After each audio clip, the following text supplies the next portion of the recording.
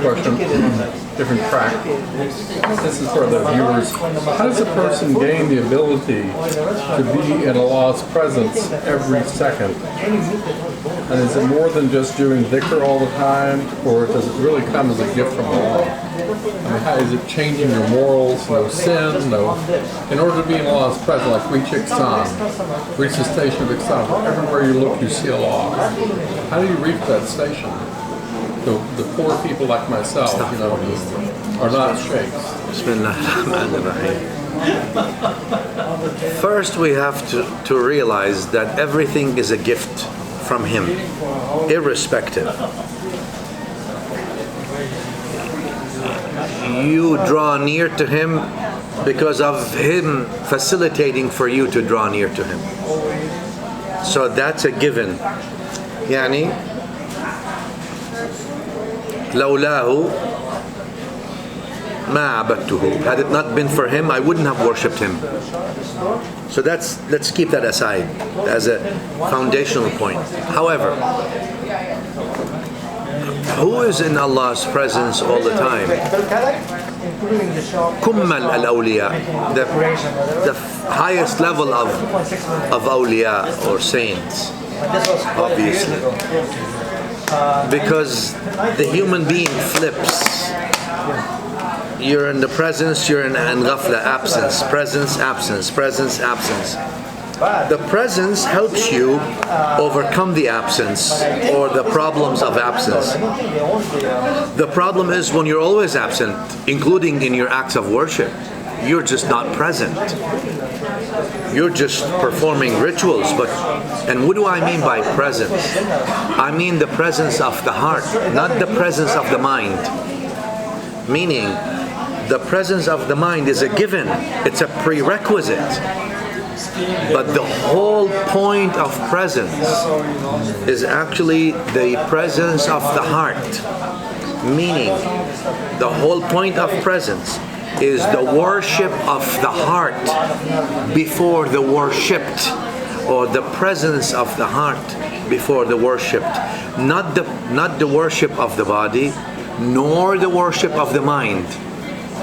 The mind may worship, the body worships, but the idea of presence is when all these three are synchronized and their chief present element is the heart.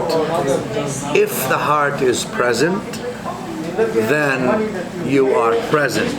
If the heart is not present, even if your mind and body are present, you're absent. And the idea is then, that's where the Sufis talk about love, because now it's a matter of the heart. Why did the Prophet ﷺ mention that you have to love Allah, part of your iman? You will not be a mu'min until you love Allah more than you love yourself, your family, your spouse, your parents, etc., etc., right? Your children. Because that's the only way you can be present. And therefore, if you don't love Him subhanahu wa ta'ala like you love your children, family, money, position, whatever, even if you are worshipping Him in your body and mind, your heart is present with what the heart loves.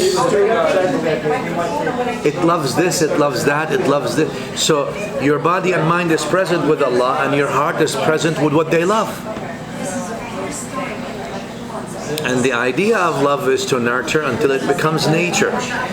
And that's where the ulama of Ihsan and Tazkiyah Tasawwuf said, be around the dhakirin, be around the sadiqeen, be around those who remind you with Allah. Don't be around those who remind you with the dunya all the time. Be careful, because that's toxicity to that's cardiotoxic. You know it as a cardiologist. It's a cardiotoxic thing. Not because I'm saying the dunya is not important, but you have to really have, at least at the beginning, a balance between your attachment of the heart to dunya stuff. You love money, you love women, you love position, you love fame, you love name, you love fortune, you love privilege.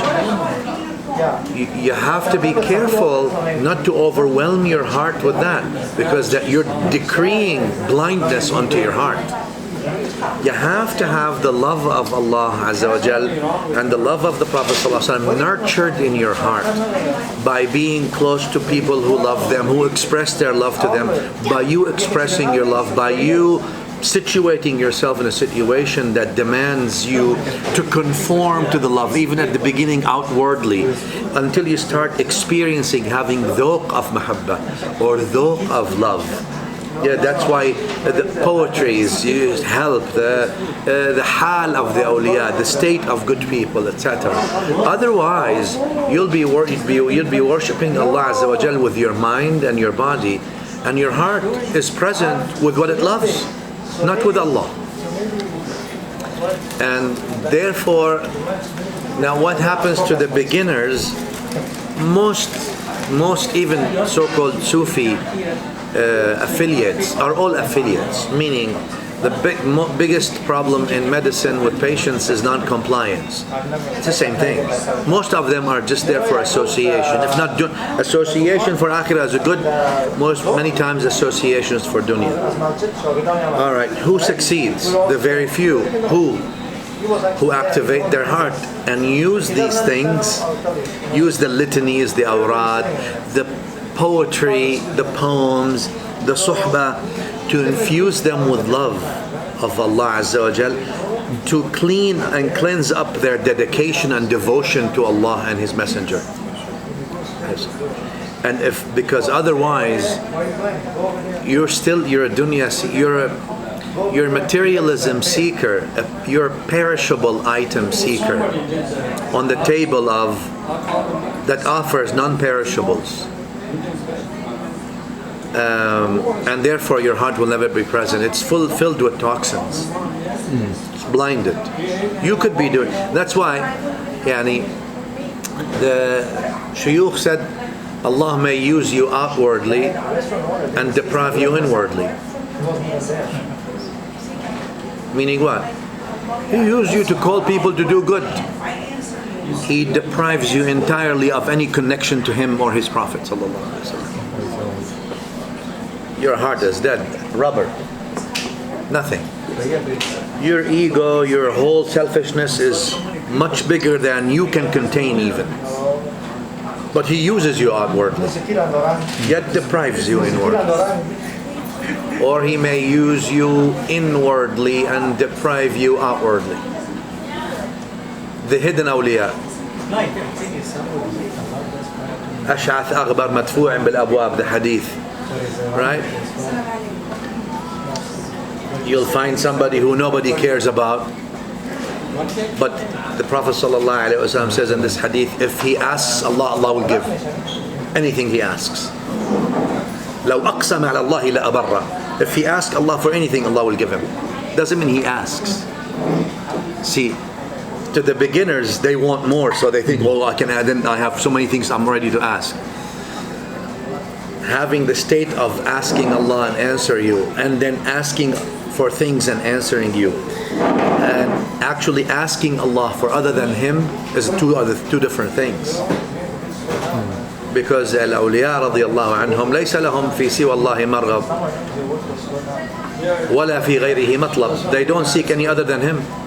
If you ask them for things, may He give you His love, may He give you His care, and with that it entails whatever it entails, but they're not there. It's not perks for the dunya, it's actually usage for a sense of closeness to Allah Azza wa Jal. So therefore there may be flip, obviously for everybody you flip. Sometimes you're present, sometimes you're absent. The idea is that when you're absent, when you're in ghafla, you bring back yourself to being present as much as you can. If you spend your whole life being used outwardly, but that's you are used, because some people Allah does not use them outwardly or inwardly. He deprives them both ways. He uses them outwardly for materials, for the perishables, and inwardly He deprives them from Him. And some people Allah uses them inwardly and outwardly.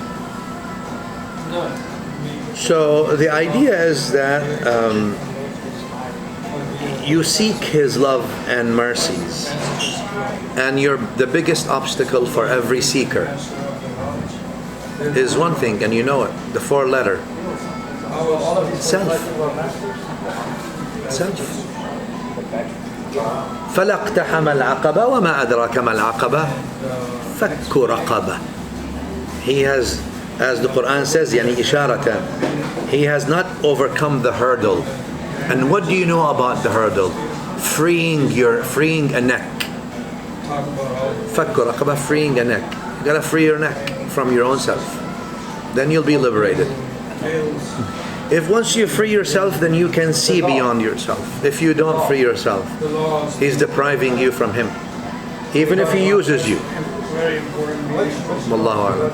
So bring yourself back through good company, through servitude, selfless servitude, because selfish servitude is exactly doing the toxin, and now even more masqueraded because it's a name of doing good. So selflessness. The whole ilm of tazkiyah and ihsan and tasawwuf from A to Z is selfishness to selflessness. The journey. I could probably summarize it like that. From selfishness to selflessness. That's the whole journey of ihsan. Because at the level of selflessness is when you realize you're worshipping Him as if you're seeing Him, no longer as if you're seeing yourself, let alone your worship. There's nothing left of you. There's nothing left of yourself, and there's nothing left of you in your recognition of yourself or of your good things. The only thing left in your recognition is Him. Subhanahu wa ta'ala.